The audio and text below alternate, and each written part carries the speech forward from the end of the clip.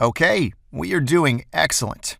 In this short lesson, I would like us to slow the tempo a little bit and consider the delivery figures we estimated. Here's a chart providing a recap of the growth of vehicle deliveries forecasted earlier. One can easily see that the strongest growth occurs in the period 2019 to 2022.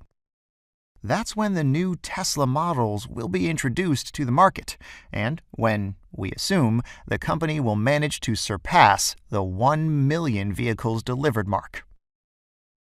Is this a bit too optimistic? Aren't we assuming too strong of a growth? Well, if Tesla is to become a global powerhouse in the automotive market, these are the years when this needs to happen. In the next sheet, you will see several automotive producers that have been used as comparables in our case study. Jaguar, Porsche, and Ferrari have been selected because of the Tesla Roadster, and to a certain extent, the Model S. However, it doesn't really make sense to include them when reasoning at a total company level. The same is valid for Scania, MAN, and Picard. These are good comparables for Tesla Semi, but are a poor fit when comparing at a total company level.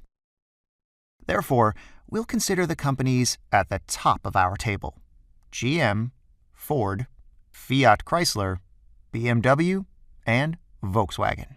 They deliver 6.8 million vehicles per year on average.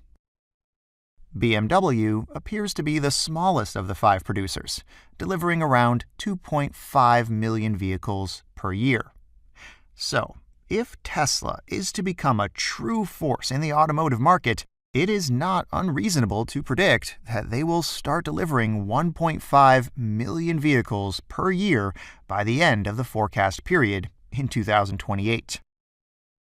By the way, I would like to open a short bracket here and say that it is always a good practice to compare your forecast results with the ones of industry peers, as we did here. This gives the valuation you prepare a stable foundation and is a useful sanity check. It takes a significant amount of time to find this information using financial statements, but this improves the quality of your output significantly. Going forward, we'll use comparable data such as this as a sanity check and validation of our hypotheses.